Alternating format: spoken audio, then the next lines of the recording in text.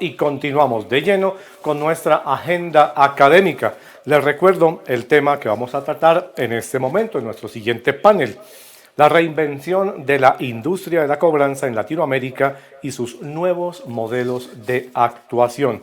Para ello les voy a presentar los integrantes de nuestro panel, agradeciéndole a todos su participación y presencia en este evento. María Isabel Lozano. María Isabel estudió comunicación social en la Universidad Javeriana, cuenta con una especialización en el programa de dirección directiva PDD del INALDE Business School. Inició su ejercicio profesional en el área comercial de Davivienda, ocupando el cargo de director comercial y administrativa en diferentes oficinas y luego director de zona. Posteriormente, ocupó el cargo como subgerente de cartera para la regional Bogotá de Davivienda durante 6 años. Es la fundadora y actual presidente de Cobrando BPO, empresa con 22 años en la industria y especializada en tercerización de procesos en el sector financiero, sector real y de telecomunicaciones. Muy bien, nos acompaña también Carlos Pinto, CEO dedicado durante más de 20 años a desarrollar empresas productivas de servicios relacionadas a la gestión del contacto. Fuerte habilidad en planificación, dirección estratégica, visión comercial y gestión holística. Alto conocimiento del mercado peruano, latinoamericano también, así como de las tendencias en la industria de las empresas de cobranzas en toda Latinoamérica, call center y centros de contacto. Especialista en negociación y relaciones con clientes. Expertise en la Dirección General en Gestión de Operaciones de Cobranzas y Call Center también. Líder e inspirador, formador de equipos de trabajo motivados en alto rendimiento y cohesionados, actualmente en la gerencia de Rexa en Perú. Tenemos con nosotros también a Rubén Ruiz. Rubén, profesional de la industria con 38 años de edad y 20 de experiencia en operaciones de cobranza, actualmente ocupa el puesto de director general en Milla y Asociados, empresa especialista en administración de portafolios de cartera vencida e investigación de crédito desde hace más de 28 años, con operaciones de cobertura nacional y experiencia en múltiples portafolios bancarios, comerciales, de servicios, microcrédito y una división internacional que da cobertura de BPO a clientes con personal bilingüe. Fue creador del Premio Oro como mejor director del Premio Nacional de Centros de Contacto por el IMT. Fue el ganador de ese Premio Oro. Durante años ha ocupado diferentes responsabilidades como director de operaciones, de tecnologías de la información, gerencias operativas, el inicio de una carrera fuerte como ejecutivo de cobranza telefónica. También tenemos nosotros hoy, en esta mañana, a Hernán Teichelman, ingeniero en telecomunicaciones, magíster en ciencias con mención logística, diplomado en evaluación y administración de proyectos, consultor internacional de riesgo y cobranza de bancos, retail, cajas de compensación, cooperativas, empresas de servicios y del sector real de la economía. Es consultor internacional de empresas, actualmente es gerente general de CIRA S.A., conferencista en numerosos congresos, seminarios internacionales y director de la revista Ciclo de Riesgo Chile. De manera que entonces los dejamos con este interesante panel y sean todos bienvenidos.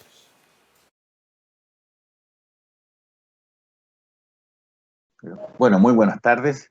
Muchas gracias por su tiempo y bienvenidos a este panel junto con María Isabel, con Carlos y con Rubén, en el cual trataremos el tema la reinvención de la industria de la cobranza en Latinoamérica y sus nuevos modelos de actuación. Como preámbulo, podemos señalar que nuestra industria, la industria del riesgo, crédito y cobranza, continuamente se tiene que, por distintos motivos, estar reinventando, dadas las circunstancias tecnológicas, reglamentarias, y hoy por hoy, además de decirlo, todos lo conocemos, con las dificultades que ha enfrentado la industria a raíz de la pandemia mundial que nos afecta. Por eso que este panel nos parece que nos va a dar luces, y así esperamos para todos los que nos escuchan, nos ven, que podamos sacar conclusiones respecto a cómo enfrentar estos momentos en los cuales las dificultades son evidentes y las soluciones a veces no tanto. Para comenzar, quiero señalar un tema que es común probablemente en todos nuestros países, que dice relación con que el año pasado la industria, a partir de las dificultades que existían y dada la incertidumbre de lo que venía, aplicaron medidas temporales de alivio en forma generalizada durante el confinamiento que hubo en los países. Eso fue originalmente como una estrategia temporal y de emergencia, pero que se utilizó en forma masiva para apagar el incendio, muchas veces sin un análisis particular caso a caso, y donde se concentraron periodos de gracia para muchos.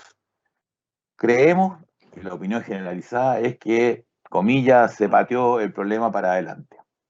Le queríamos preguntar a María Isabel, ahora que en muchos países están terminando estos marcos reglamentarios y los deudores se les están terminando los plazos, ¿qué es lo que vendrá? ¿Cuál crees tú que es el paso que sigue ahora? ¿O cuál debería ser la siguiente estrategia que nos asegure la sostenibilidad de la cartera y evite una entrada masiva de deudoras en mora nuevamente? ¿Cómo lo ves tú, María Isabel?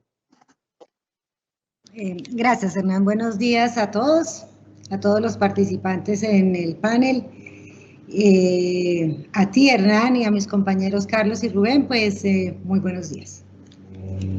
En la pregunta planteada, pues sí, claramente para evitar los incumplimientos, tanto los gobiernos como las empresas, las entidades financieras, decidieron aplicar ampliaciones de plazo de manera masiva para contener de alguna manera el estrés sobre la cartera, y esta pues quedó aplazada temporalmente.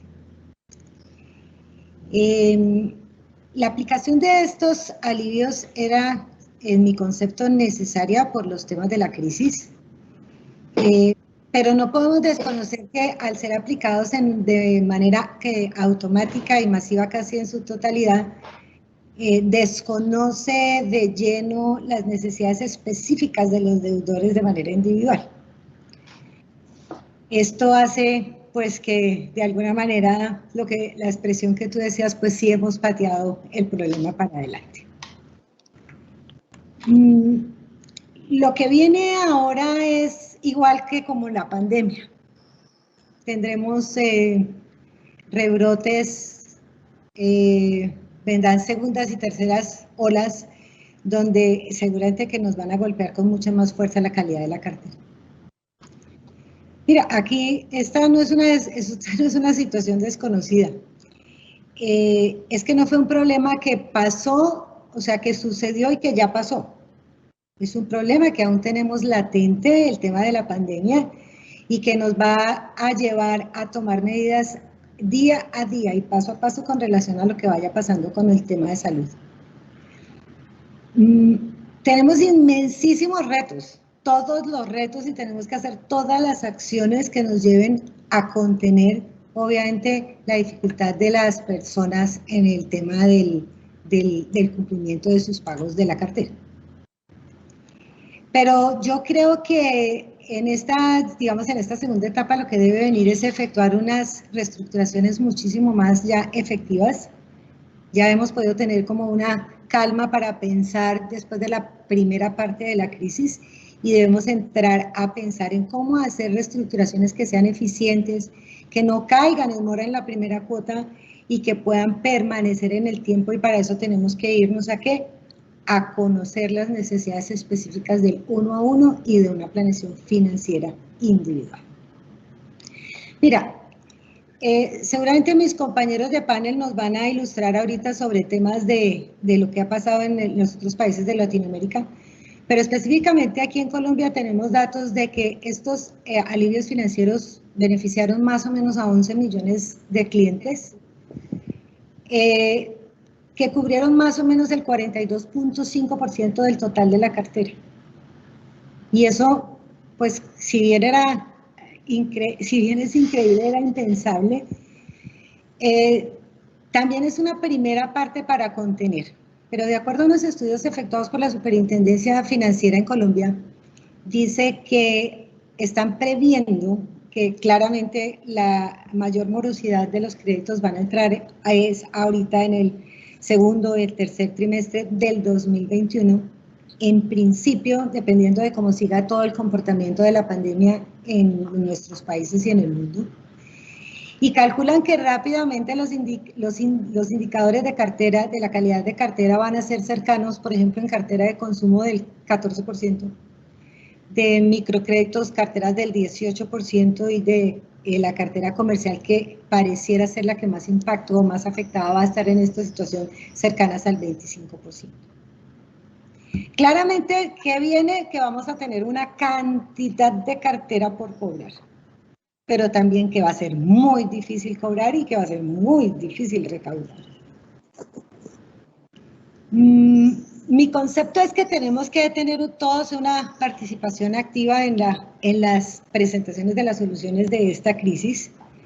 Los gobiernos, las empresas, el sector financiero, la industria de la cobranza, los clientes.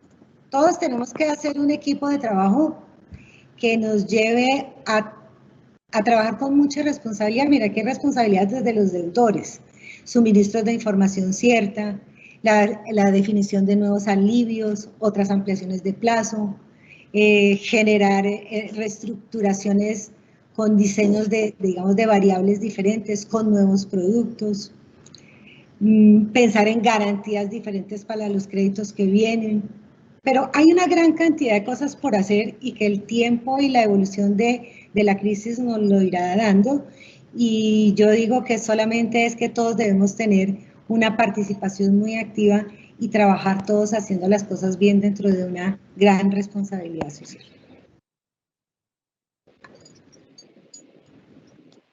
Muchas gracias, María Isabel.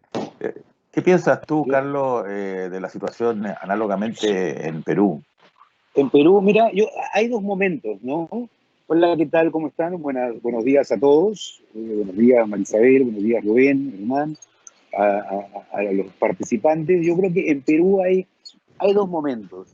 Aquí, como en todos los países, en marzo del año pasado iniciaron todas las medidas de reactivación y de subsidios, ¿ok?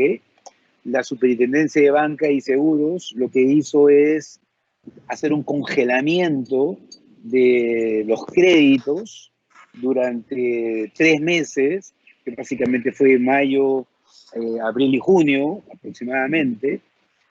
El 70% aproximadamente de las personas reprogramaron sus créditos, congelaron sus créditos. Entonces, ese decantamiento al día de hoy ya pasó. Esa ola está bajando, ya está de bajada. El pico fue, pues, el último trimestre. Tanto así es que en el año pasado, en el Perú, entre la banca de consumo y la financiera, personas naturales, se castigaron aproximadamente 935 millones de dólares. Y el 50% se castigó, solo el 50% de esos 935 millones se castigó el cuarto trimestre, ¿no? La tendencia en enero sigue siendo exactamente igual. Entre enero y febrero se han castigado aproximadamente unos 300 millones de dólares más, ¿no? Ese es el gran momento de la cartera activa. Por ende, pero por otro lado también se han deteriorado productos como la tarjeta de crédito, ¿no?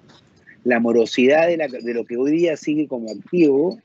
Hoy día, la tarjeta de crédito en febrero del año pasado, la morosidad andaba en 4 puntos. A un año hoy día está en 12, se ha triplicado la morosidad solamente del producto tarjeta de crédito.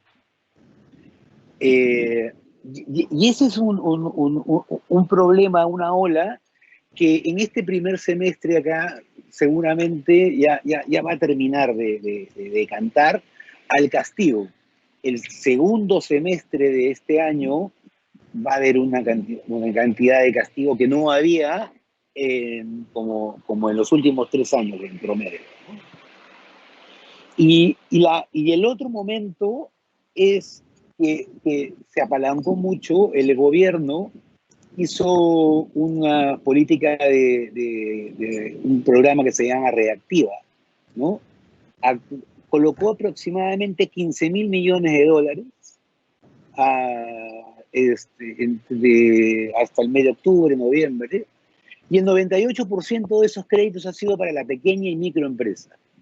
Entonces, de alguna forma eso ha ido, que hoy día es el motor del país, de la economía, entendiendo que el Perú el 73 o 74% es informal, la economía es informal, ahí es donde ha apalancado mucho estos 15.000 millones de dólares, y las microfinanzas, las cajas municipales, los indicadores de morosidad no han sido, se han afectado, pero no en la magnitud como se han afectado, por ejemplo, la banca en productos como tarjeta de crédito que mencioné antes, ¿no?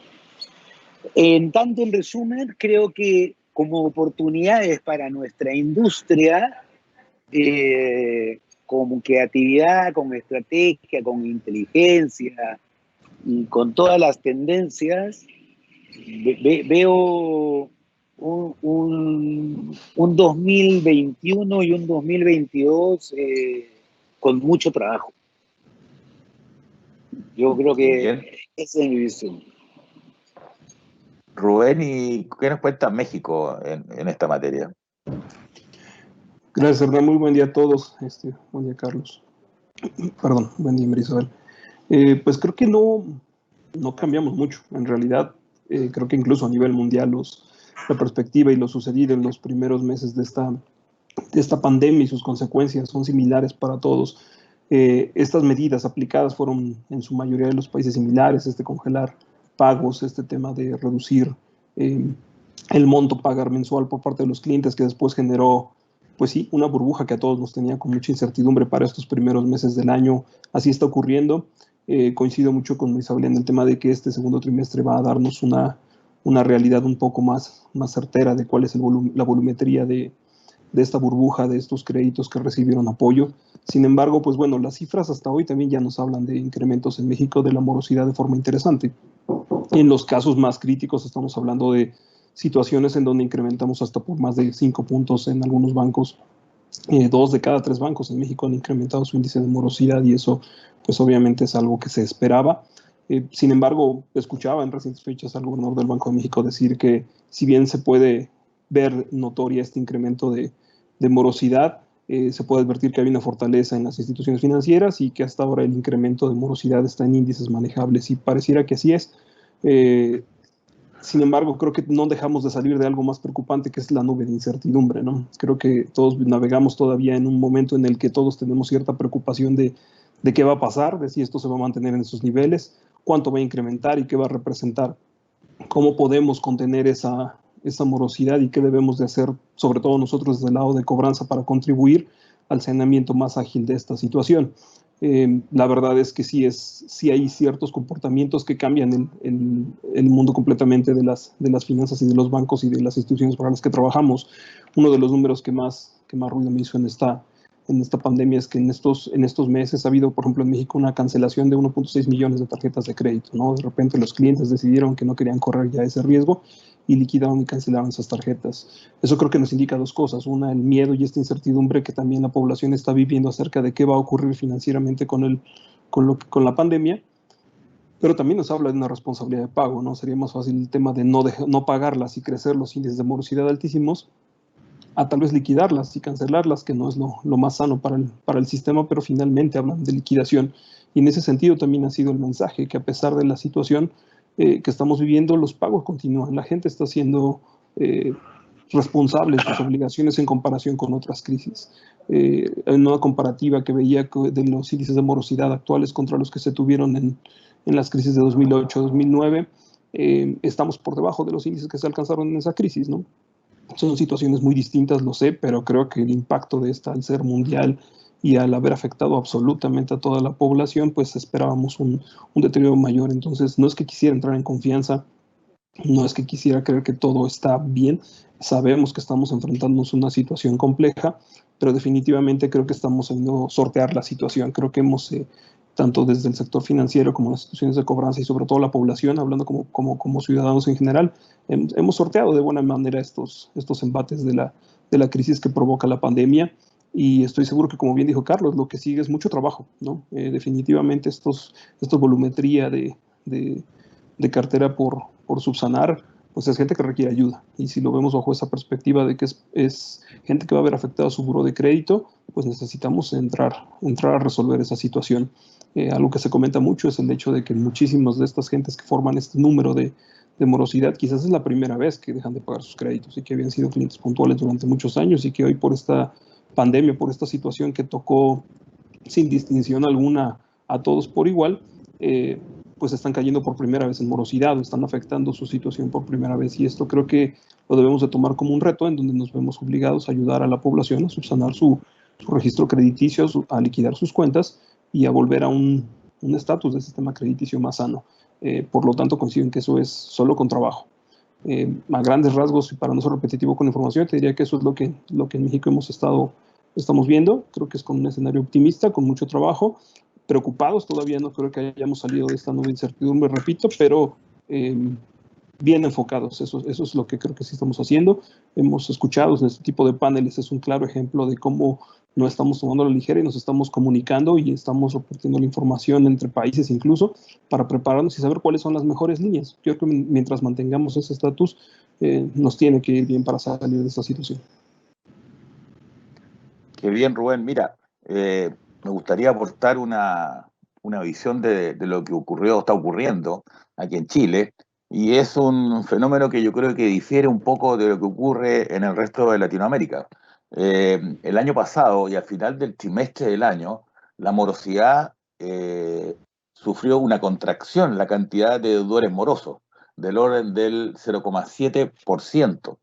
Eso tiene una explicación que se encuentra en que, por un lado, las entidades crediticias efectivamente pusieron a disposición de sus clientes algunos programas de reprogramación de deuda, básicamente en el sector hipotecario, ¿ya?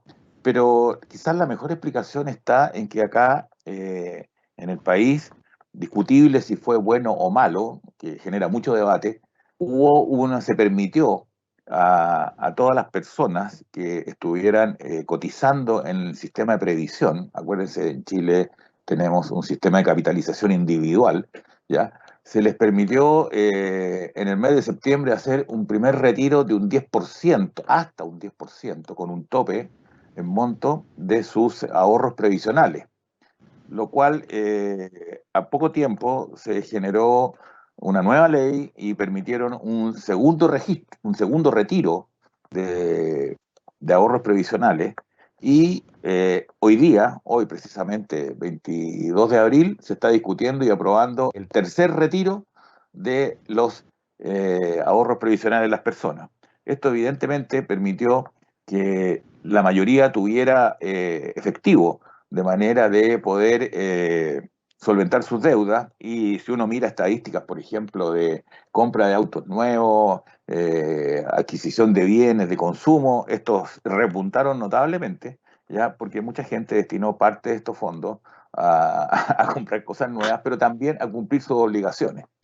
En el fondo, si uno lo mira y con una perspectiva en el tiempo, lo más probable es que aquí en Chile estamos chuteando para adelante no 1 ni 2 años, sino que 15 y 25 años, porque la pregunta que hay que hacerse es cómo va a sustentar estas personas que hicieron retiros anticipados cuando les toque la edad de jubilar. Claro.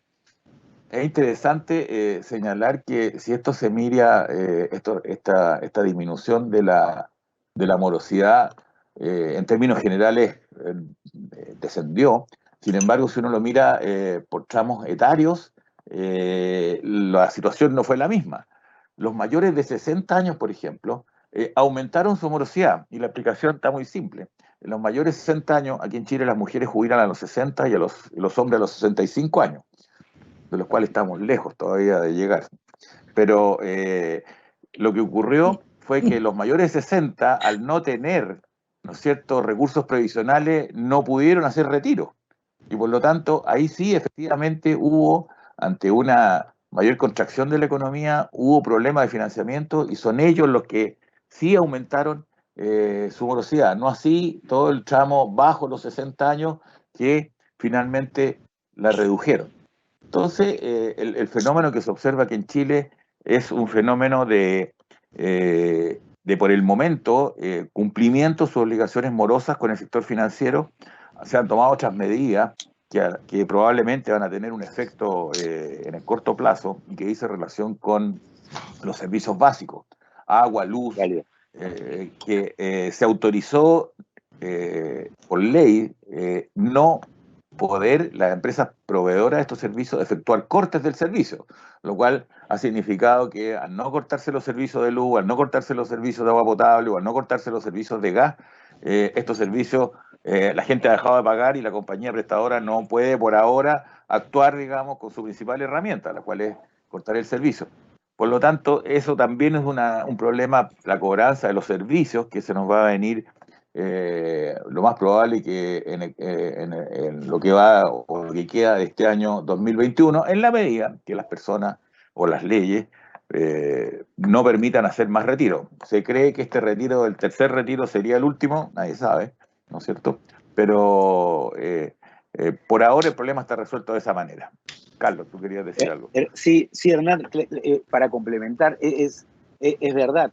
Es verdad que este retiro, acá también en el Perú, se hizo un retiro de las AFP, de los fondos provisionales.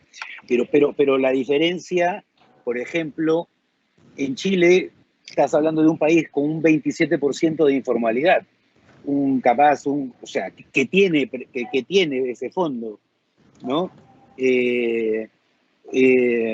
Tienes a un Colombia que debe estar cerca de un 50%, un México que va en un 65%, un Perú en un 73% de informalidad.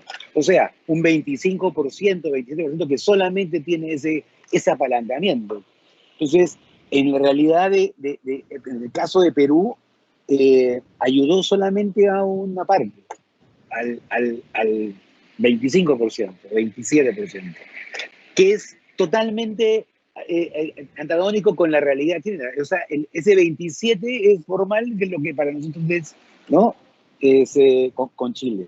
Entonces, aquí apalancó simplemente a los que tenemos la suerte de tener un salario y una aportación al sistema provisional, ¿no?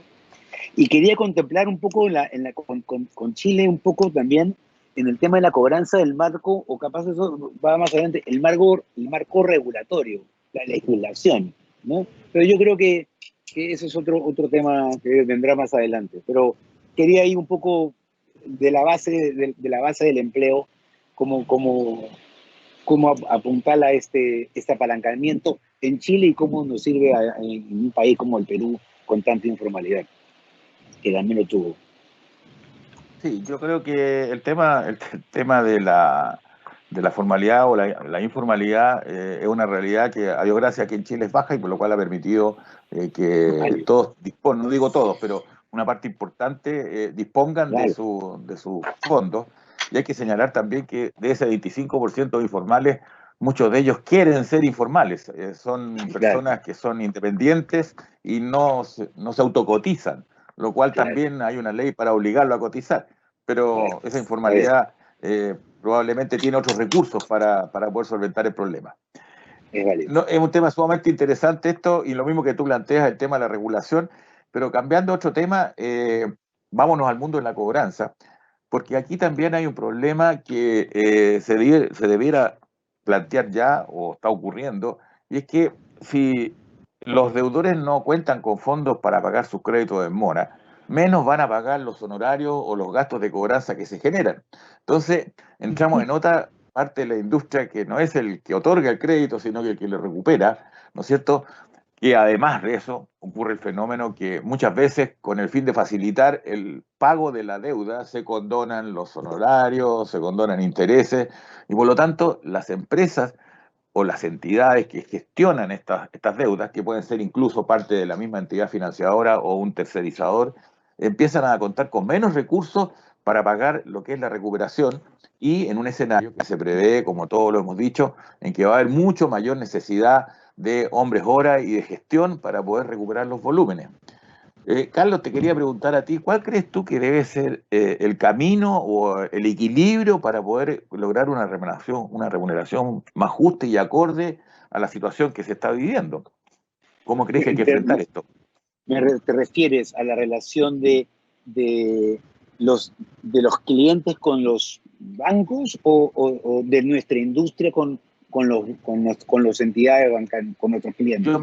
Yo creo que a eso, a la industria, con el modelo de pago de la industria con las entidades financieras.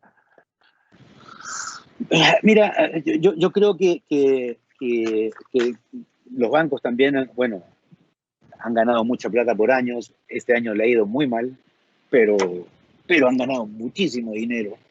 Es un tema de evangelización. Yo veo este tema que nuestros clientes, sobre todo los bancos, lo que te hacen es competir y hacerte llevar al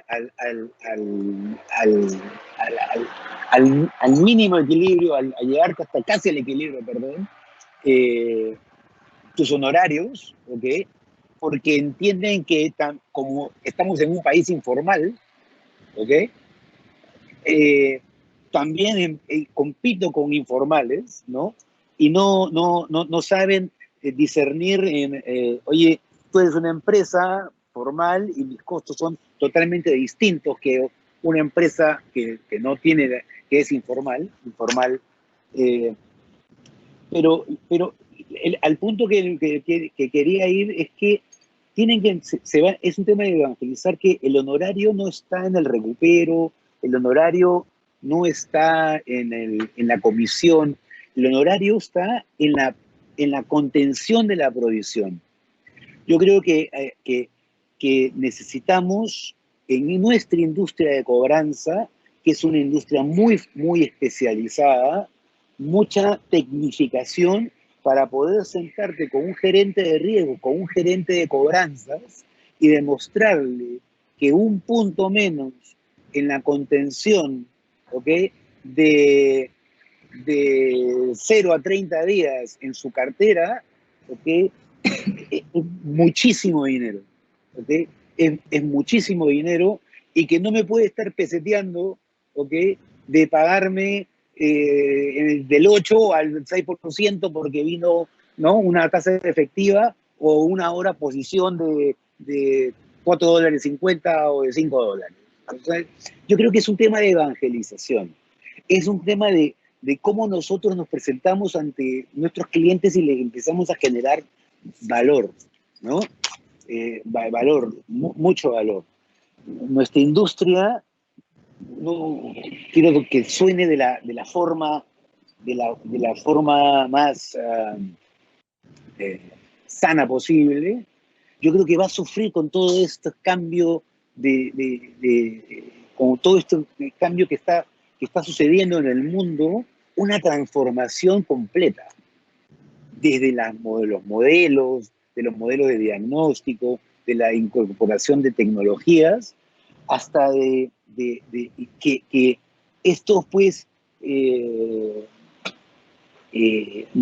modelos que ya son de muchos años atrás y que vienen, van a sufrir alteraciones tecnológicas donde va a ser mucho más fácil poder llegar y tener mejores precios, ¿no?, de un ganar-ganar con los clientes. Pero por ahora, evangelización.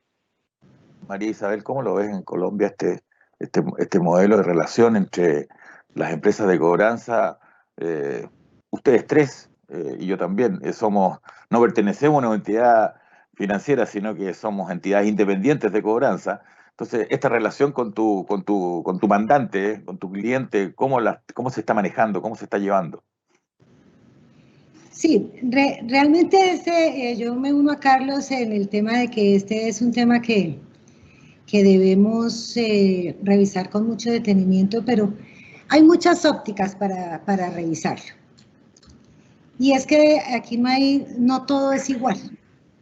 Depende mucho Hay algunos clientes que tienen una gran conciencia, una mayor conciencia, para reconocer esa alianza estratégica de una empresa formal, seria, con experiencia, que aporta realmente en su estructura y en su estrategia general de cobranzas. Hay otros que no tienen, digamos, esa misma sensibilidad y buscan de muchas maneras trasladar, digamos, algunos costos que son mucho más fáciles de mirarlos con los bolsillos de las entidades financieras que con los bolsillos de las empresas de cobranza. También es cierto, mira, y yo quiero hacer un punto, y es que cada día más nosotros, las empresas de cobranza, tenemos una estructura de costos mucho más alta, porque es que sobre nosotros, nuestras empresas, recae todo el tema de regulatorio, de localización, de calidad, de monitoreo, de tratamiento de datos, de la habeas data, y todo esto no se hace sino con unos presupuestos importantes para poderlo hacer bien.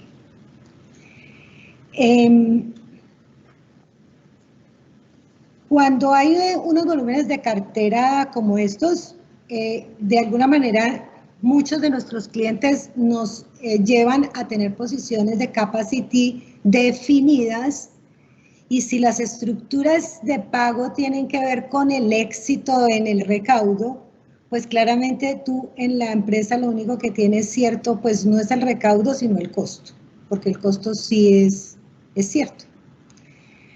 Yo pensaría que hay que buscar siempre, yo voy a decirlo, eso creo que así como lo planteó Carlos de Perú, en Colombia existe. Las estructuras de costo de las empresas también dependen obviamente de lo robustas que son. Hay empresas que son muy robustas con toda la tecnología, con los niveles de seguridad, certificaciones de 27001 que garantizan, digamos, toda la cobertura en seguridad que es tan importante hoy. Pero muchas veces eso se pierde o se distorsiona o no genera el valor en los momentos de contratación, porque hay empresas o informales o pequeñas o sin mucha experiencia o sin toda esa estrategia de valor, y que obviamente se generan unas, digamos que unas competencias realmente no tan sanas. Hay que trabajar, yo pienso en varias líneas. Una es el tema del relacionamiento directo de la empresa con los clientes. Creería yo que en esta crisis es muy importante la participación de las asociaciones gremiales, porque tenemos que buscar cómo continuar. Nosotros en Colombia específicamente somos una industria con muy buen avance tecnológico, con una gran presencia, es una industria muy fortalecida, y pues entre todos tenemos que buscar los mecanismos para que sigamos creciendo en este acompañamiento con todo el aparato, digamos, de recuperación de la cartera. Este es el mejor momento para buscar opciones importantes. Gracias, María Isabel. Rubén, corriendo el riesgo de equivocarme, pero entiendo que México es probablemente uno de los países más desregulados de la región en materia de cobranza. Lo era por lo menos hasta hace un tiempo atrás. ¿Cómo se mantiene ese equilibrio en la industria de la cobranza en México? Bueno, si lo ponemos como regulación versus lo que vives en Chile, pues sí, tengo oportunidad de estudiar lo que ustedes tienen, y es una regulación bastante estricta. Nosotros en México, en realidad, hace muchos años iniciamos con una autorregulación, y por mucho tiempo fue así, en donde nosotros operábamos bajo un código de ética regulado por la Asociación de Profesionales de Cobranza aquí en México, y eso se fue permeando afortunadamente. Empezamos con convenios colaborativos con la Asociación de Bancos de México, con bancos, con clientes directos incluso, hasta que después, bueno, esto se fue normando, y hoy en día ya existen regulaciones, incluso a nivel federales y estatales, que norman el cómo se debe de accionar la cobranza. Pero sobre todo existe una gran conciencia, me atrevería a decirlo, por parte de los clientes en respecto al trato y dignificación de la cobranza que se debe de manejar. Ahora, con relación a esta relación que platicábamos del éxito de los honorarios y de las ganancias, definitivamente aquí en México está muy arraigado que esto es un negocio de ganar-ganar, ¿no? La mayoría de las prácticas pues son honorarios en función de lo recuperado, como en casi todo el mundo, y eso motiva que tengas la posibilidad de ganar dinero en función de tu recuperación. Pero creo que en escenarios como el que estamos viviendo hoy, pues como bien lo decía Carlos, pone sobre la mesa un riesgo latente, ¿no? Creo que el riesgo que hoy en día vivimos con mayor oportunidad es el hecho de que sí, vamos a tener un incremento considerable de trabajo, pero no necesariamente la gente que está en esa morosidad tiene las capacidades de pago, como lo hablamos al inicio de la conversación, y pues más trabajo con menos dinero sobre la mesa, pues solamente se refleja en lo que bien dijo Marisabel, costos, ¿no? Eso es un riesgo que debemos de analizar todas las empresas que nos dedicamos a esto y que debemos de hacer muy claros y muy certeros en nuestros presupuestos para que no corramos esos riesgos. Afortunadamente te diría que durante esta pandemia hemos experimentado con nuestros clientes diferentes modalidades de trabajo, ¿no? Hemos incluido desde renta de posiciones como tal para la ejecución de la cobranza, pago por accionamientos concretos, visitas o reestructuras obtenidas. Hemos probado diferentes formas de pago que no son nuevas, pero bien sí se han tomado con mayor fuerza o mayor ímpetu para tratar de generar pues, un equilibrio en los costos y en la inversión. En ese sentido, sí hay clientes, como dijo Isabel, que pueden ser muy conscientes y que intentan probar una modalidad que nos beneficie a ambos. Creo que sí hemos probado eso durante la pandemia, pero finalmente, pues este es un negocio, insisto, de ganar-ganar, ¿no? Para que nosotros podamos obtener ingresos, tenemos que generar ingresos a las instituciones que nos contratan. Los porcentajes de estos honorarios y este equilibrio son los que se ponen en juego o en entredicho cuando vivimos condiciones como la actual, pero creo que todo va ligado de la mano, ¿no? O sea, no podemos ser exentos de esta crisis, sí podemos ser preventivos. Creo que nosotros tenemos la ventaja de tener una visión y una perspectiva distinta a mucha gente del resto del país, porque nosotros sabemos cómo se están moviendo estos números, porque nosotros sabemos cómo subsanar estas situaciones. Y lo más importante, ¿no? La verdad es que uno voltea a ver otros sectores y se siente agradecido y afortunado de estar en la cobranza, porque en plena crisis somos las industrias que sí tenemos trabajo, ¿no? Mientras que otro sector de la población, pues, tiene los negocios cerrados o lleva meses sin operar o operar a porcentajes muy bajos. Para nosotros hablamos de que el trabajo está creciendo, ¿no? Es happy problem para nosotros en cierta medida, solo que debemos de tener esas precauciones y esas medidas presupuestarias controladas, pues para no caer en ese desborde de costo. Ya que bueno, mira, vamos a volver un poquito más adelante sobre este tema, porque hay algunas preguntas que nos están haciendo que me parece son bien interesantes relativo a ello.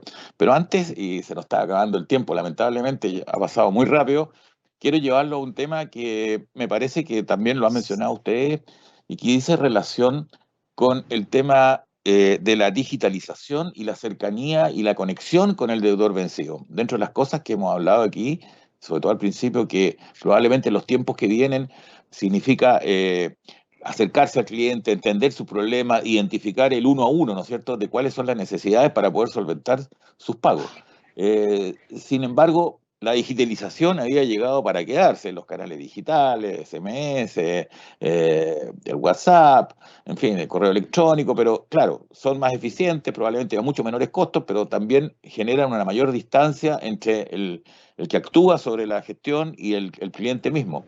Rubén, ¿cómo crees tú que se pueden alinear estos dos extremos, la atención personalizada y la cobranza digital, ya sea con chatbots o con otras herramientas? ¿Cómo lograr este equilibrio entre talento humano e inteligencia artificial? Claro. Mira, yo creo que esa es una decisión que queda, voy a ser muy atrevido en esa oración, pero creo que queda fuera de nuestras manos. Creo que esa decisión queda en manos del cliente. Aquí, y me explico. La digitalización es algo que, como bien dijiste, llegó para quedarse desde hace ya unos años y que empezaba a permearse de manera muy rápida.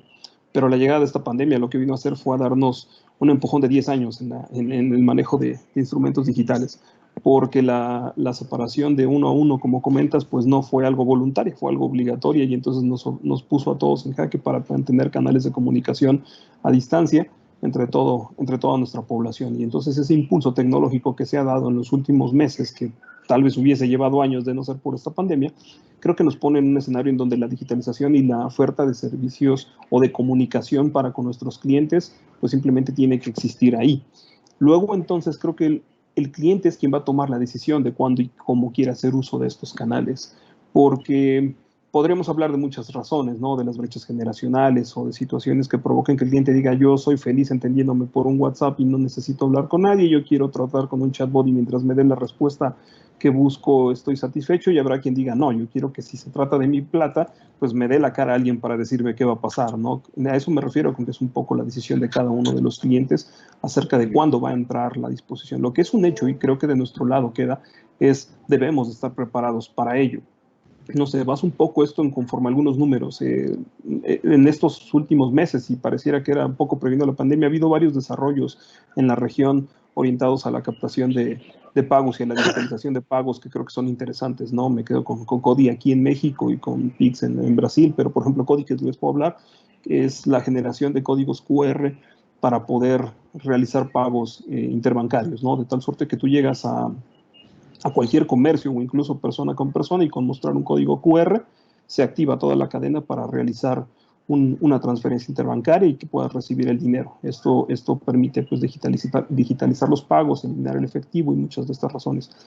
Pero estas herramientas creo que al final de cuentas son de decisión del usuario, pero la pandemia deja un claro ejemplo de que el usuario sí quiere utilizarlas, ¿no? Por darte un ejemplo, en marzo de 2020 en México se hacían un promedio de 74.7 millones de operaciones a través de portales interbancarios.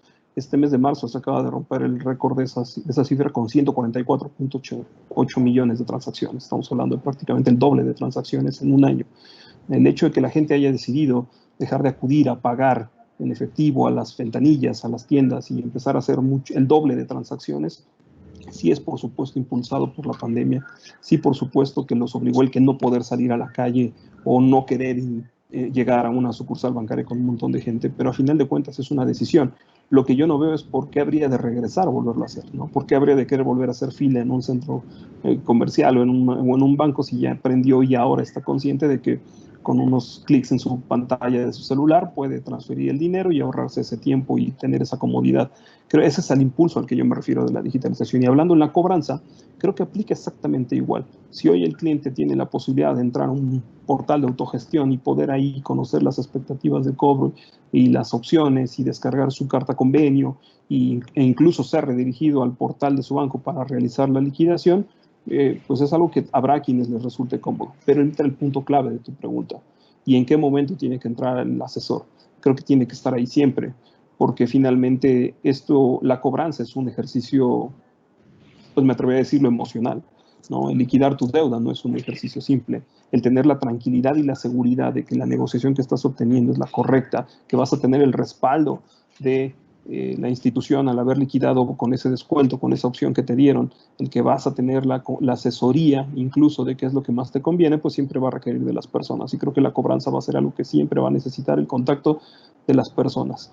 Entonces, tal vez empecemos a migrar a que la asesoría se invierta, ¿no? Siempre hemos echado mano de la tecnología para nosotros apoyarnos. Creo que ahora nosotros como personas apoyaremos a la tecnología. Yo imagino a un asesor sentado frente a una pantalla en donde está visualizando 7, 10 conversaciones de chatbot y solo cuando el cliente se ve detenido por alguna razón con sus consultas, entra él a asesorar ahora al chatbot para decirle qué es lo que sigue, ¿no? Y cómo es, y qué es a lo que se refiere el cliente. Eso creo que es lo que va a terminar ocurriendo y entonces tendremos asesores que estarán coachando 7 conversaciones simultáneas, pero lo importante de eso va a ser que estén bien capacitados, que estén bien manejados y entonces hoy nuestros asesores tendrán que agregar a sus cualidades no solamente las habilidades de negociación, empatía y trato del cliente, sino además la habilidad tecnológica de interactuar, administrar o supervisar a la propia tecnología. Creo que es un proceso que se va a dar muy pronto, que ya está ocurriendo, por supuesto, en muchas instituciones. No es algo, creo que sea nuevo ni futurista, simplemente es una realidad, pero más bien se irá permeando al resto de las organizaciones y en el resto del mundo hasta que esto pues, sea una realidad controlada. Creo que es algo que no depende de nosotros, que no podemos frenar, pero que sí podemos ayudar a que sea de calidad y de funcionalidad para los clientes. Muy bien, Rubén. Mira, voy a hacerles una pregunta para ir cerrando, a ver si alcanzamos a darle paso a preguntas de nuestros auditores y la teleaudiencia que tenemos, porque hay un par de preguntas muy interesantes, pero quiero consultarles algo que también ha sido una realidad y que se nos vino encima producto de la pandemia y que dice relación con el teletrabajo.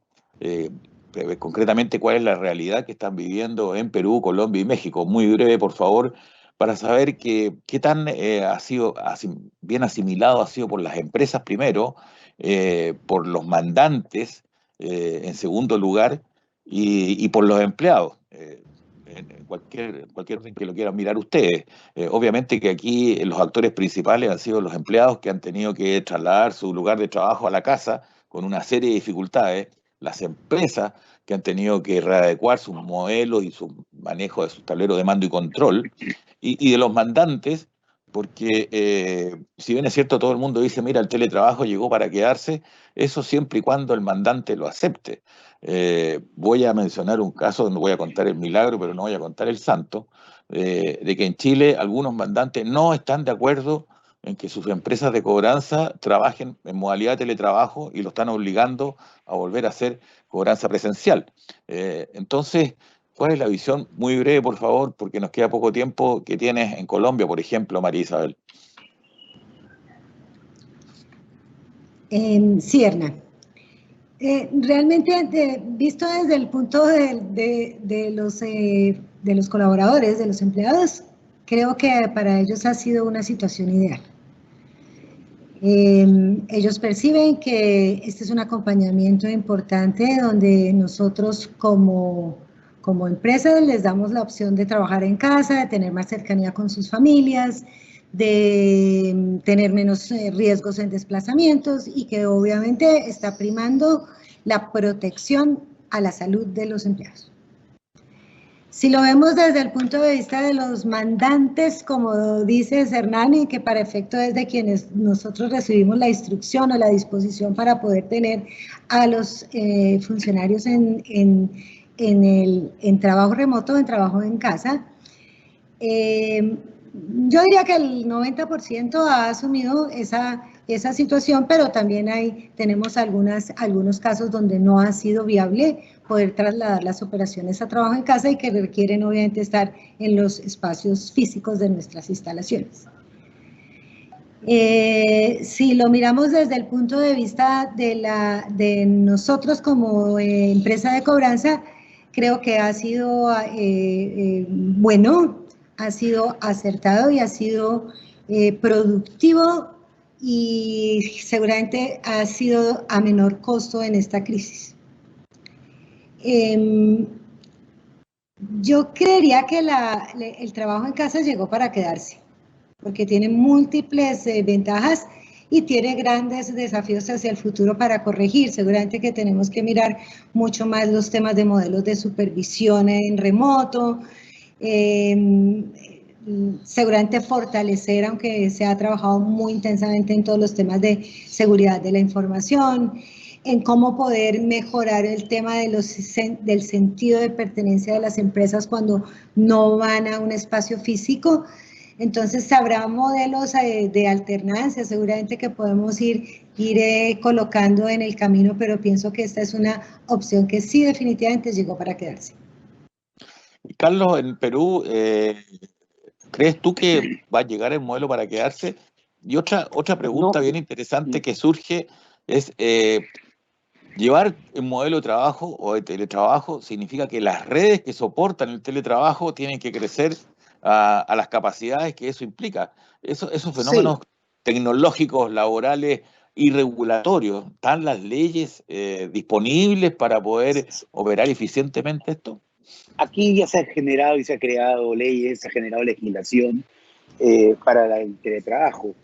Pero creo que un agente nuestro, un asesor de cobranza, un agente de cobranza telefónico, está sentado 9 horas y media en una densidad por metro cuadrado, porque básicamente son o sea, yo no lo sé que cuando esto llegue a la normalidad, ¿no? Pueda estar en el mismo sitio. Hoy día lo acepta, es lo que nos toca, porque además se necesita el trabajo, hay que hacerlo, se sale, lo que fuera, pero cuando esto llegue a la normalidad, yo no sé si, o sea, el teletrabajo llegó para quedarse, pero creo que segmentado para ciertas posiciones y para ciertos puestos. No sé si para una posición de call center. Lo que sí sé y lo que sí creo es que sí viene o debería de venir, no y no a corto plazo, es una tendencia de lo que yo le llamo la uberización de la cobranza. O sea, se suman nuevas tecnologías, como la red 5G, por ejemplo. Entonces, vas a tener ya chicos en la universidad, desde el celular, que se conectan con 5G, ya es una realidad, acá en Perú al menos ya empezó, en un año seguramente estará muy, muy potente, ¿ok? Me conecto y en mis horas de break me conectaré 2, 3, 4 horas on demand, a demanda. Entonces, yo creo que ese paso de ya no trabajar en el call, una parte del call, como te hablo de nuestro negocio, de nuestra industria, va a salir, pero va a tender ahí. No sé si el teletrabajo, cuando esto acabe, para nuestros agentes termine quedándose. No lo sé, pero yo ahí tengo mis reparos. Como te digo, es por la densidad geográfica del metro cuadrado de las personas, los hijos, o sea, la escuela. No, y estar conectados 9 horas y media con un supervisor que te tiene que decir, oiga, no, no lo creo que se aguante mucho, se tolere mucho. Pero bueno, Rubén, ¿qué pero visión sí tienes? ¿Perdón? No, le preguntaba a Rubén qué visión tiene allá en México de esto. Ok, pues creo que es un poco más parecido a lo que decía Marisabel. Creo que sí es una situación que el teletrabajo se dio con la premisa de salvaguardar la salud e integridad de nuestra gente por esta pandemia, siendo que no era algo completamente nuevo, sí existía en algunas opciones, pero siempre la cobranza ha sido algo temeroso, ¿no? Por temas de seguridad, por temas de confidencialidad, por temas de la información que nuestros agentes tienen en sus computadoras, pues siempre existe esa preocupación. Más sin embargo, creo que esta vez fue algo en donde no había opción. Es verdad, y estamos en la misma situación que comentaste tú, Hernán, no todos los clientes permitieron el teletrabajo, también nosotros nos vimos en el mismo escenario que tú planteaste, pero creo que hay un impulso más allá de si es bueno o malo para los agentes, de si es conveniente o no, es simplemente llegó un punto en el que era así o era así, y creo que ese es el mensaje que nos debemos de quedar. Esta pandemia nos puso un escenario en el cual por lo menos nuestras generaciones nunca vivieron. A nuestras generaciones nunca nos habían puesto en el jaque que nos puso esta pandemia de mandarnos a encerrar a las casas y de poner en riesgo la salud y la vida de nuestras personas. Y si eso fue lo que abrió la puerta del teletrabajo, lo que yo me quedo es que seguramente es algo que volverá a suceder. No podemos cerrar los ojos y creer que nunca va a volver otra pandemia u otra situación que hoy en día ni siquiera se me ocurre, pero nos pueda poner en la misma situación y por lo tanto debemos estar preparados para él. También creo que, como bien dice Carlos, que conforme la normalidad regrese, disminuirá. El teletrabajo no mató por de todo esos riesgos o esa sensación por parte de los clientes de que todo está resuelto y que se puede tener, sino más bien se quedó como una necesidad que no nos dio para escoger y entonces ese regreso será paulatino. Pero lo que es un hecho es que nuestras operaciones tienen que garantizar que están preparadas para él. Definitivamente no podemos creer que no va a volver a pasar y debemos de tener infraestructura, tecnología, capacidad y capacitación que permita que el teletrabajo en la cobranza exista y se permee. Por otro lado, nada más como complementario, en México sí ya se consideró una reforma dentro de la ley federal del trabajo para incluir el teletrabajo y las condiciones que este debe tener. Y considera varias situaciones, desde lo ergonómico, el tiempo y otros temas, hasta temas psicosociales, ¿no? En donde deben de ser considerados. Entonces, creo que eso es un ejemplo de que sí llega para quedarse, porque yo ya es parte hasta de nuestras leyes. Bueno, veo, Rubén y Carlos, que ustedes son y tienen la firme convicción de que vamos a volver a la normalidad que había antes. Yo creo No, que vamos a nunca, no dar hay forma. paso a una nueva normalidad que tiene algunas consideraciones un poco distintas, tema que entre paréntesis bastante apasionante, pero que lamentablemente por razones de tiempo no podemos abordar. ¿Qué les parece si damos paso a las preguntas que nos han llegado del público y con ello conversamos algo que me parece también temas que ya de alguna manera habían tocado acá?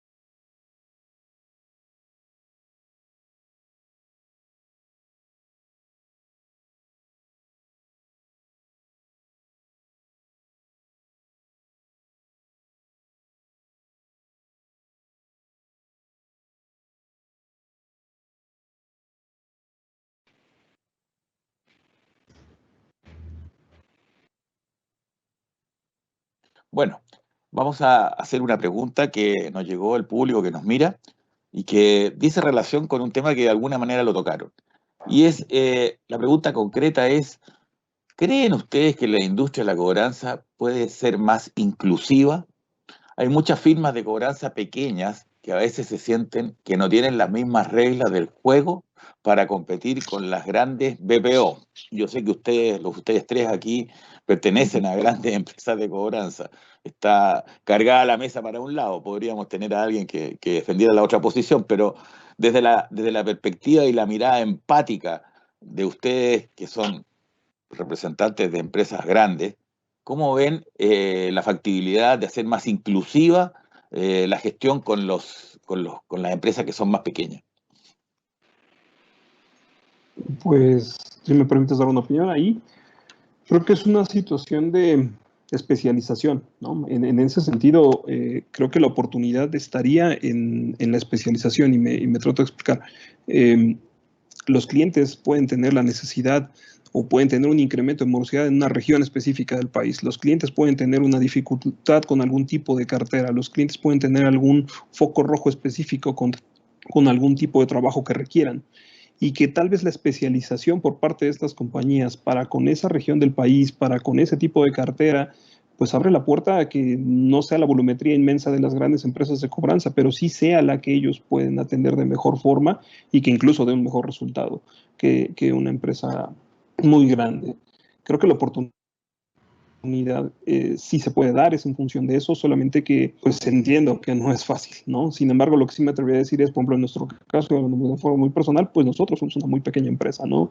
Sé que pasaron muchos años, pero yo era el empleado número 15 de la empresa cuando entré a trabajar acá, ¿no? Y el crecimiento que hoy tenemos, pues fue a través de resultados y creo que eso sigue siendo. Por lo menos en México yo veo que se le da mucho valor también al tema de el resultado que se obtiene de las empresas. La dificultad es toda la especialización que hoy se ha requerido, la tecnología, las inversiones que se tienen que hacer para cumplir con todas las regulaciones que los clientes ponen, la tecnología que se necesita para operar es cada vez más compleja y ahí es en donde creo que pues sin una buena inversión empezar de cero es complicado, pero la especialización es la que yo me atrevería a decir que es la puerta de entrada.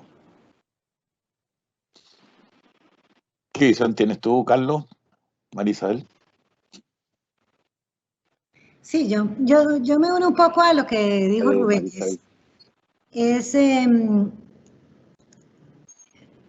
Todos los que hoy somos grandes iniciamos chiquitos. Lo que pasa es que los momentos son diferentes. Los requerimientos que tienen hoy las grandes compañías con la industria de la cobranza, pues requiere de inversiones altas, requiere obviamente de especialización y de tiempo, y eso lo da realmente es el tiempo. Pero eso no quiere decir que no haya inclusión. Yo creo que, digamos, todo el mundo tiene sus nichos, su mercado. Los mismos clientes del sector financiero requieren del concurso de empresas que de pronto no son tan grandes para hacer otro tipo de cosas, como decía Rubén, para nichos de mercado, para tipos de cartera específica. O sea, sí, o sea, el mundo está definido para todos. La industria permite, obviamente, y esta creo que es una industria que permite crecimientos con el tiempo importantes, y a nosotros como empresas que hoy somos referentes en el mercado, pues nos ha pasado así. Iniciamos con uno o con dos funcionarios y pues somos hoy empresas que tenemos 400, 500, 1000 posiciones y que pues obviamente ha sido el tema del tiempo. O sea, la inclusión está, ahí es que hay que construir el camino. Bueno, yo creo que esta industria es de volumen, ¿no? Pero que todavía existen y que hay muchas oportunidades para incorporar nuevos jugadores. ¿Y qué es volumen? Porque, a ver, es una industria de volumen donde un 70% de los gastos son en personas y telefonía. O sea, y que hay que pagarlos a los 30 días. A la gente se le paga al 70% cada 30 días y hay clientes que te pagan a 90 días. Con suerte. Y además con suerte. Entonces, es un negocio de Por eso tienes que generar mucho volumen, ¿ok? Para licuar todos estos costos fijos, ¿ok? Porque además tienes que tener caja, porque tienes que tener apalancamiento para poder o sea, tener ese hasta que te pague tu cliente, factorizar, que además te cobran. Pero yo creo que si alguien quisiera ingresar o reinventarse en esta industria, donde invertiría, en mi visión, sería que para mí el core ya de la industria ha pasado a un plano donde es el corazón del negocio, el cerebro, el corazón y el cerebro del negocio, que es en la planificación y en la estrategia. O sea, invertiría en herramientas, en tendencias, en operaciones de tecnología, en CRM, que hoy día son a demanda, están en la nube, en scoring, ¿okay? En ese amplio conocimiento, y lo de abajo se puede hasta subcontratar, ¿no? Pero yo creo que el core de la industria y donde deberíamos de mirar y focalizar todos los esfuerzos en la planificación y en la estrategia, ¿no? Hemos pasado de un negocio de procesos, tecnología y personas, ¿ok? Pilares que siguen siendo los pilares a una planificación y de estrategia. Mira, Eso es qué un bien, poco. qué bien. Hay otra pregunta relacionada con esto mismo, y con respecto a la forma de operar de las empresas de cobranza, y que dice relación que hoy día las empresas de cobranza cada día más centralizan la operación en las grandes capitales y en los canales digitales. La pregunta concreta es si los panelistas creen que con eso se pierde el conocimiento de las zonas y regiones y la cercanía con el cliente. ¿No será mejor migrar a una operación más especializada en las particularidades de cada región y retomar la cobranza en terreno? A ver, Rubén, tú que tienes el problema más grande porque es el país más extenso, ¿qué opinas de esto? Creo que funciona aún. Nosotros, dependiendo del tipo de cartera, la gestión terreno no lo hemos dejado y justo esa es la que sigue permeada en todo el país. Nosotros nos vemos en la necesidad de tener cobertura nacional para la gestión terreno. En cuanto al conocimiento de la región, creo que se ha venido, es parte de la evolución de la digitalización también.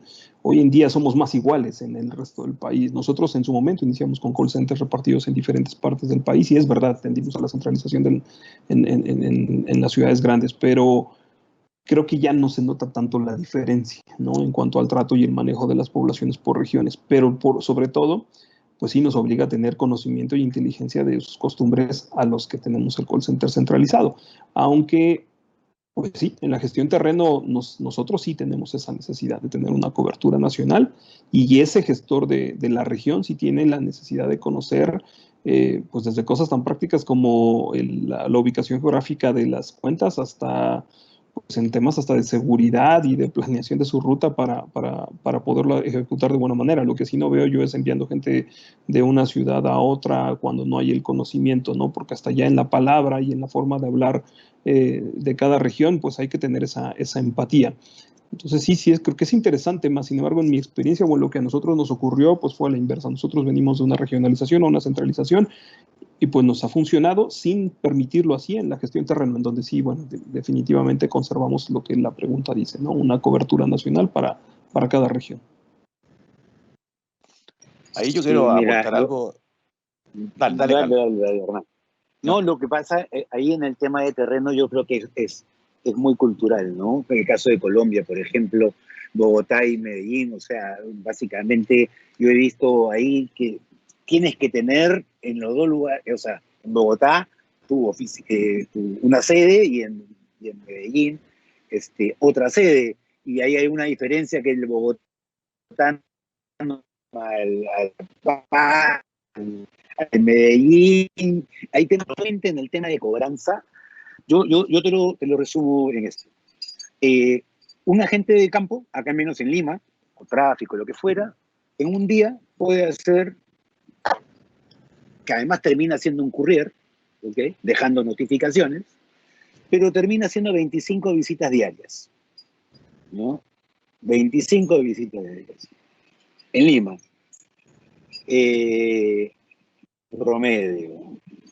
Un agente de call, telefonía, TMO de 45 segundos, mora temprana, que puede hacer hasta 250 llamados diarios. O sea, la relación es a 10, ¿no?, de cobertura. Entonces, y en Lima, en Perú, yo creo que el campo, la gestión de campo ha pasado a segmentos de, por ejemplo, banca de microfinanzas, que es capital de trabajo, que son emprendedores emprendedores, o alguna selectiva de castigo. Pero yo creo que aquí la cobranza del terreno ha disminuido mucho. Básicamente por esto, porque por cobertura, por efectividad, por eficiencia, por la densidad del tráfico, por lo que hace un cobrador de campo, ¿no?, versus un telefónico. ¿Y en Colombia, María Isabel? Sí, igual aquí, digamos que la operación grande es necesariamente centralizada por los volúmenes, no hay otra manera de hacerlo. Y igualmente nosotros tenemos la cobertura de las regiones presenciales, pero dirigida obviamente desde Bogotá. En algunos casos tenemos personas que están ubicadas en los sitios o en las regiones. Digamos que en el caso específico de nosotros nos ha funcionado muy bien el tema de la centralización y tenemos su apoyo en regiones en el tema de campo. Qué bien. Mira, voy a contarle un poco la experiencia en Chile. A mí me parece, y tengo mis serias dudas, que alguna vez haya existido en Chile cobranza descentralizada. La cobranza partió centralizada, estuvo centralizada y está centralizada. Y yo creo que va a seguir siendo así. Y las razones son varias. Primero, las distancias son muy grandes.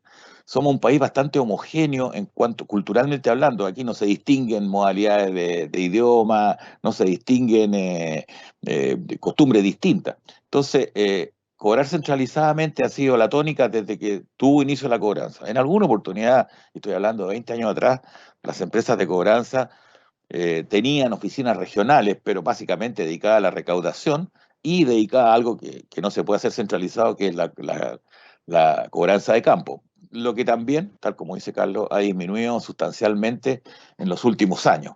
Existen hoy día algunos desarrollos tecnológicos y emprendimientos tecnológicos para tratar de tecnificar la recuperación de campo y buscar una manera de acercarse mejor al cliente a través del acto presencial y no solamente el acto a través de canales telefónicos o canales digitales.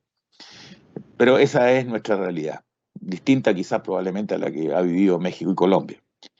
Quiero hacer una pregunta que esta viene con nombre y por lo tanto la voy a repetir textualmente para María Isabel.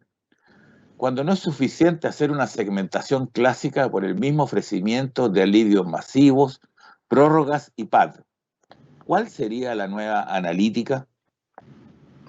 ¿Me repites la pregunta? No te estoy escuchando bien. Cuando no es suficiente hacer una segmentación clásica por el mismo ofrecimiento de alivios masivos, prórrogas y PAD, ¿cuál sería la nueva analítica? Ok, yo no desconozco que la segmentación es una herramienta que es indispensable en todos los ejercicios de la recuperación de la cartera. Lo que sí creo es que vamos a tener que hacer microsegmentaciones.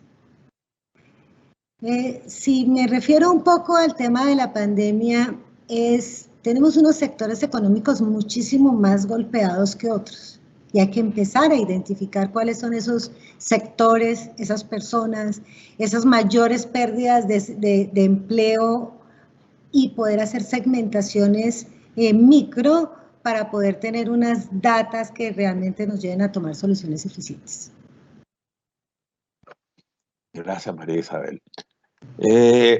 Y con la última pregunta, que yo creo que se nos está acabando el tiempo, es ¿Qué creen ustedes o cuál creen ustedes que es la importancia del gobierno corporativo en el desarrollo de una empresa de cobranza? Interesante tema, gobierno corporativo en desarrollo de empresas de cobranza. Carlos Rexa, que es una tremenda empresa, el tema del gobierno corporativo, ¿cómo lo maneja para desarrollar la empresa? Nosotros somos una corporación a nivel latinoamericano, me atrevería a decir, tengo acá justo unos datos que quería compartirte, gobierno corporativo, pero somos una compañía, la mayor corporación de cobranza, creo, de Latinoamérica, estamos en 11 países, y básicamente tenemos una integración de información y una integración de principios éticos y morales muy bien marcados, muy bien estructurados, ¿no? Creo que ha funcionado relativamente bien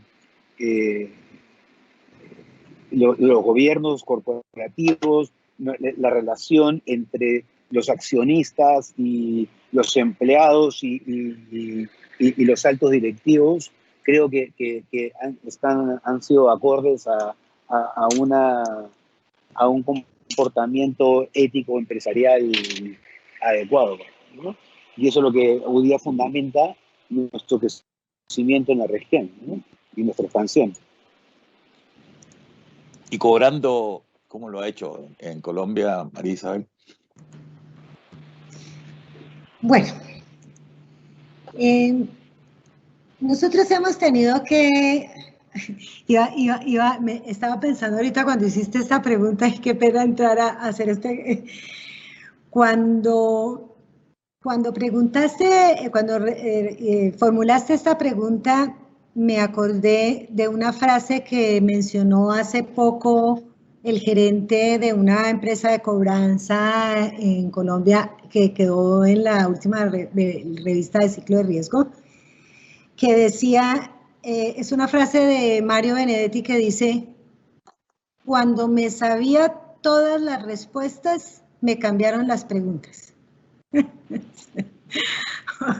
Con esto quería hacer como relación a que, ven, todo, absolutamente todo lo que es el gobierno corporativo, lo que son las decisiones gerenciales, lo que son las juntas directivas, lo que son los comités directivos, han tenido que tener una transformación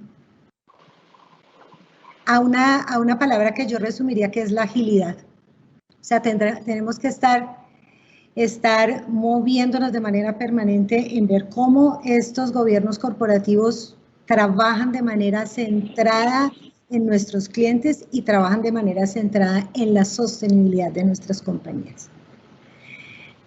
En este mundo en que estamos hoy, donde hay miles de empresas que han entrado en crisis, ahorita Rubén decía, nosotros somos una industria que ha estado beneficiada por nuestro core del negocio y que nos permite tener trabajo, pero no estamos lejanos a estar todas las empresas del mundo en un riesgo que nos implica que los gobiernos corporativos, las decisiones empresariales, las juntas directivas estén hoy muy cercanas a la operación, a la estrategia y a la inmediatez y a la agilidad, porque de eso depende la sostenibilidad de las compañías. Rubén, tu visión. Pues desde la experiencia que nosotros hemos vivido, lo que te puedo contar es nosotros venimos de una empresa de creación familiar, ¿no? Originalmente Milla, el nombre lo lleva. Es una familia conformada por padre e hijos que construyen la empresa y que después operan así durante muchos años. Sin embargo, obviamente de unos años para acá se evolucionó este tema de un cambio en el gobierno corporativo como tal. Se nombra una dirección general que me da la oportunidad de tomar a mí sin ser parte de la familia sanguínea de ellos, y a partir de ahí se construyen escalafones que permitieron para nosotros pues visualizar la empresa, la compañía de cobranza desde otra óptica, ¿no? Ya conformando consejos familiares, consejos de administración, dirección general, y a partir de ahí todos los estatutos y demás reglamentaciones que nos han permitido llevar un gobierno corporativo que evoluciona con la empresa. Y creo que en México es tradicionalmente así. Muchas de las empresas de cobranza se originaron como despachos de abogados familiares y que han heredado y que han participado en generaciones, pero que hoy, cuando volteo a verlos, ya son industrias muy grandes que requieren de participación ya de directivos y de experiencia colaborativa de gente fuera de los núcleos familiares, y por lo tanto ha dado pie a estos gobiernos corporativos y formalización de estatutos que permiten que operemos como tal. Perfecto, muchas gracias, Rubén. De esa forma es como...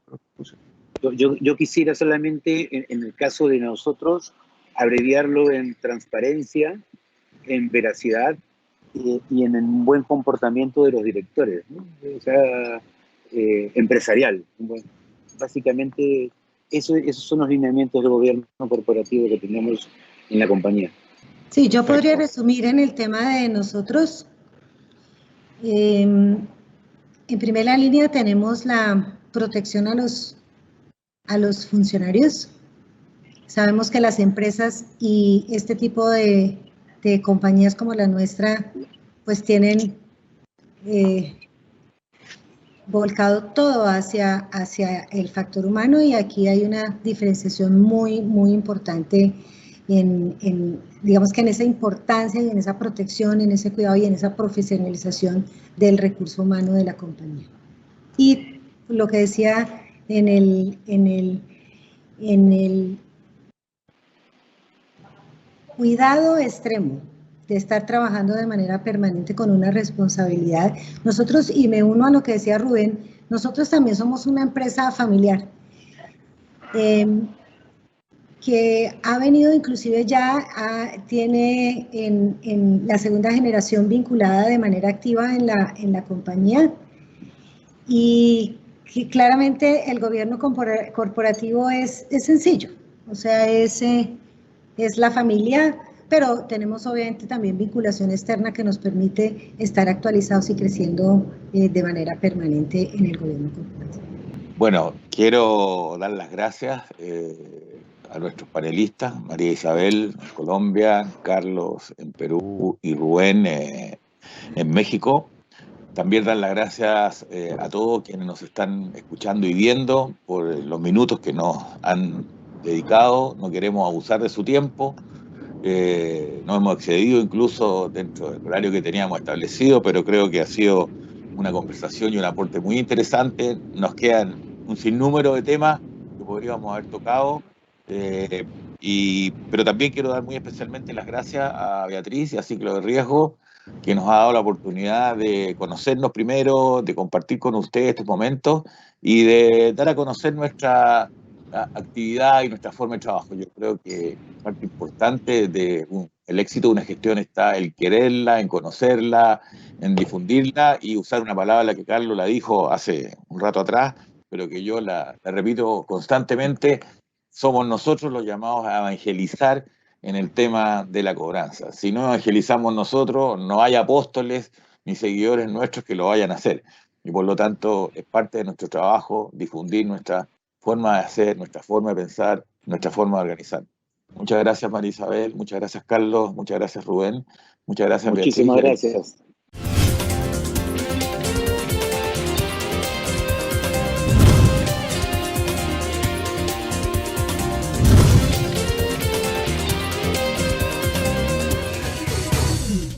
Bienvenidos a nuestra sección de hoy, el 1, 2 y 3 del crédito y la cobranza. Un espacio breve para plantear tips con tendencias y mejoras radicales y de alto impacto en los modelos de gestión. Hoy hablaremos de las trampas que encierran los alivios masivos otorgados a los deudores de créditos por la pandemia y la urgencia de migrar a una estrategia de soluciones personalizadas. Con el patrocinio de Core Business, capacitación especializada en crédito y cobranza. El congelamiento masivo de cuotas solo debe considerarse de manera excepcional por razones de índole reputacional o por la existencia de impedimentos insalvables respecto al talento idóneo, a la ausencia de tecnología, a la incapacidad de gestión o falta de canales de contactabilidad que no permitan el levantamiento de información mínima de los clientes. Sin embargo, muchas entidades utilizaron los alivios masivos como su única estrategia para darle sostenibilidad a la cartera en la crisis por la pandemia, resultando un paso en falso de altos costos ocultos, además de ser una estrategia facilista que nace de la inmediatez y la incertidumbre, encierra trampas y peligrosos paradigmas. Veamos. Primera trampa: desconocer que la caída del ingreso no es homogénea, ni por región ni por actividad económica. La consultora Radar estima que en condiciones de confinamiento, cerca del 30% de la población estaría manteniendo aún su ingreso, además de contar con ahorro. Incluso, un porcentaje importante ha visto incrementar sus ventas. Otro porcentaje no menor, si bien ha visto disminuir sus ingresos, ha logrado compensar esta caída en mayor medida con la disminución de sus costos y gastos, sumado al acceso a beneficios de política pública. Todo beneficio entregado sin esfuerzo y sin nada a cambio fomenta la cultura del no pago e incrementa el efecto contagio, oculta la problemática detrás de cada deudor, aleja a los clientes en momentos en que es vital tenerlos cerca, da una falsa sensación de estabilidad, genera mayor incertidumbre para ambas partes, y con respecto a la población que no necesitaba el aplazamiento, en vez de beneficiarla, la perjudica. Segunda trampa: empeora aún más la situación de las personas y empresas que por el alto grado de afectación por la crisis es claro que no retornarán a su actividad. Con este grupo se debe avanzar de manera contundente con agresivas medidas estructurales y no de coyuntura, bajo la premisa de darle liquidez al activo expuesto en riesgo. Tercera trampa: centraliza los beneficios en el discurso del no pago. La estrategia sostenible a largo plazo será siempre la que centre el otorgamiento de importantes beneficios a los que sigan haciendo el esfuerzo de continuar pagando sus cuotas en los términos pactados. No caiga en falsos paradigmas. ¿Por qué esperar que se venzan los alivios para dar el paso hacia las soluciones a la medida? Actúe desde ya, adelántese a los vencimientos. No deje que 3 meses de datos distorsionados afecten su capacidad para tomar decisiones informadas. Trate de migrar a la mayor brevedad a una estrategia de soluciones segmentadas según las diferentes problemáticas de los clientes, comenzando con una campaña inteligente de acompañamiento, diagnóstico y asesoría. Sin duda, en este proceso será clave preguntarse: ¿qué estamos construyendo con nuestros clientes mientras no podemos exigir el pago de sus cuotas? No se pierda nuestra siguiente edición. Las 3 premisas claves que debe considerar ese primer abordaje de lo que debe ser un modelo de riesgo para la crisis. Con el patrocinio de Core Business, capacitación especializada en crédito y cobranza. El congelador. Esperamos que esta información le haya sido útil.